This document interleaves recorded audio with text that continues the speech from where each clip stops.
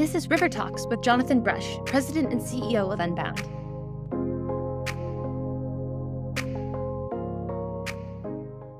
I want to hit a topic that I have come up again and again and again as I talk to people and talk to them about higher education, talk to them about job training and turning young adults into full-fledged adults.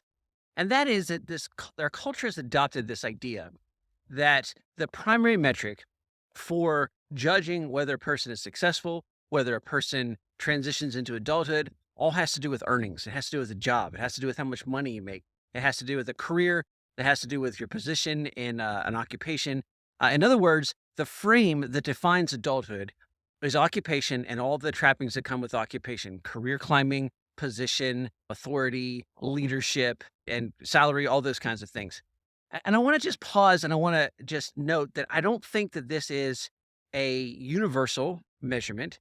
And I don't think it's been a universal measurement throughout history. In other words, I think this is a fairly recent way to define one's self inside the world. In the past, people would have defined their position in society by the family they were part of, by the community they were part of, so the group they associated with, the country they were from the locality they were from, those kinds of things.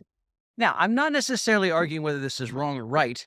I'm just stating that what we take for granted is not necessarily standard. And so I want us to stop and just realize that this measurement that we use is perhaps artificial. It's not that we don't have to by default say that this is the only way to measure success. And I say that because that unit of measuring success then determines how people prepare for adulthood. And in a large part, this drives the higher education bubble. The idea goes like this. In order to be successful, you have to have a good career and make good money. In order to have a good career, make good money, one must go to college. If you go to college and have a good career, make good money, then you will have transitioned into adulthood and you have done this correctly. And so therefore, the entire game of moving from being a young adult to being a fully formed adult is to go through the higher education portal. Now, there's a whole lot that I would have concerns about there, but I just want to just pause and state that at one time it may have been true that to earn a degree was synonymous with earning more money. And there's lots of reasons for that. Not many people had degrees. There's a supply and demand aspect to this. There's a questions and answers based paradigm aspect of this, whereas before it was hard to get information. So people that had degrees had a better handle on information than people that didn't. And so that was an advantage to the companies that hired them. And so all those things are true, not the least of which have been the fact that the cost of a degree was so much less. And so it wouldn't have cost as much money to earn a degree. And so you wouldn't be out that much money.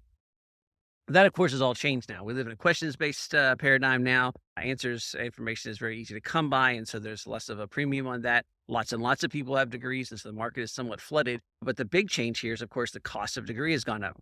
Now, I just wrote an article about this for the Be Unbound blog, so if you want to get the details, you can do that. And I'm not going to remember precisely the numbers, but it's going to serve for our illustration here for me to kind of go in rough numbers. But one of the things, if you go cruise through all of the different sites, and there's all kinds of different sites that talk about the average cost of a college and how much financial aid and the out-of-pocket costs and all those kinds of things. And you can boil that down to about an average is that it costs somebody out of pocket, once you factor in financial aid, most people will cost about $100,000 to earn a college degree. That's a pretty steep price, in my opinion. So that's a lot of money. Most people can't pay $100,000 out of pocket. And so most people will end up borrowing $50,000 of that, at least in a loan. And 6.8% interest, about average. And so the total cost to then go to college and earn a degree for most people out of pocket that they'll pay is about $116,000, something in that nature. But that's not the full story, because when you spend 4+ years in college, not only are you spending money, but you're generally not earning money. And so what you really have to do is you have to contrast it to somebody who would stay out. And then, of course, the cost gets higher. If you had actually stayed out and worked those 4 years, you would have made generally about $100,000 if you figure even $25,000 a year. So $150,000, something in that nature. Now you put those two things together and it's looking like the total cost, the real cost of a college degree is something in the neighborhood of $250,000. That's what you pay out of pocket, plus the interest you have to pay in the money that you borrowed, plus the lost earnings that you didn't make because you spent 4 years sitting in a classroom instead of actually working. And so that's just sobering to sort of think about that and to realize that that's really the true cost. But the argument goes like this. The argument, based on this paradigm we talked about earlier, which is that you define success by your career and how much money you make and all those things. They say, oh, yeah. But a college degree is worth $1.2 to $1.7 million over the course of a career. Now, let's just start with this. When I've delved into those numbers, the reality is that most of those statistics are derived from doing this. They take the average salary of everybody who has a degree, and they compare it to the average salary of everybody who's working who doesn't have a degree. And so, you can just right out see some problems here. First of all, generally, you have people that are older that have a degree. And so, just in terms of experience, their salaries are higher. But then, secondly, lumped into that is all the entry level jobs. So, every fast food worker everywhere who doesn't need a degree is in that statistic of what the average salary is for people that don't have a degree. Every entry level job in every industry is there.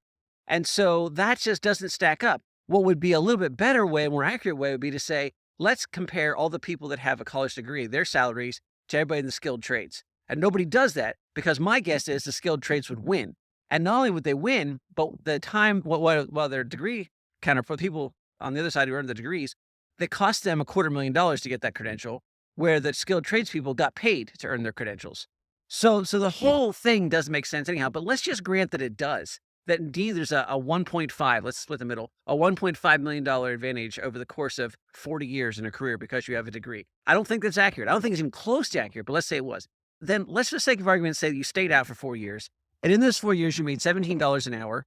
I think you can make more than that. I think that you definitely get a raise if you're working hard. But let's just say you made $17 an hour. You worked 40 hours a week, 50 weeks a year, and you saved half of it because we're assuming you're living at home, that you don't have to spend a lot of expenses that way. I realize that's not the case for everybody, but let's just make that assumption. Most people go to college wouldn't have that option.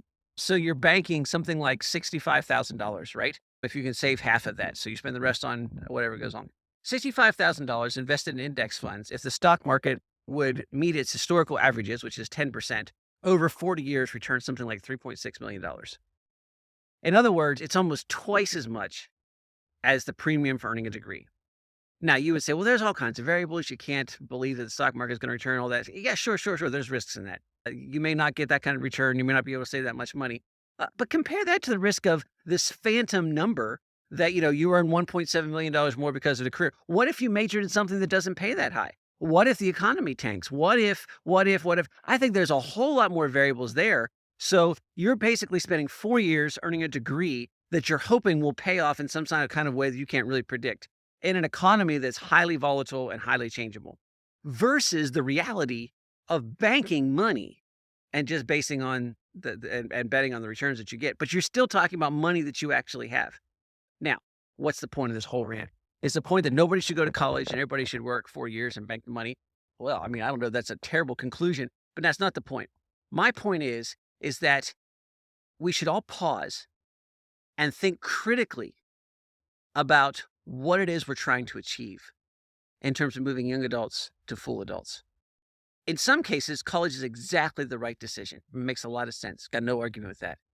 But in a lot of cases, and many more cases than people are willing to admit, it doesn't make any sense at all. And my point is not to argue for one or the other. My point is sort of to be a pattern interrupt, that you go along and think this is the way things happen. I want you to pause and think and say, does this have to be the way that things happen? And is this to make the most sense for the way things ought to happen? And what is it I'm trying to accomplish in the first place?